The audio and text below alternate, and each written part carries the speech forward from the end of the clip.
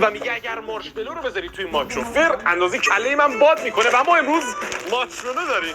فرمون رو از قبل گرم میکنیم، یه دونه این گوگلی موگولی هم میاریم میذاریم اینجا. حالا باید منتظر ببینیم باد میکنه یا نه. بیا نگاه کن، باد کرده ولی یه جورایی دیگه وا رفته. این یه مارشملوی عادیه که این گنس و او چه پفش خوابی میکنه.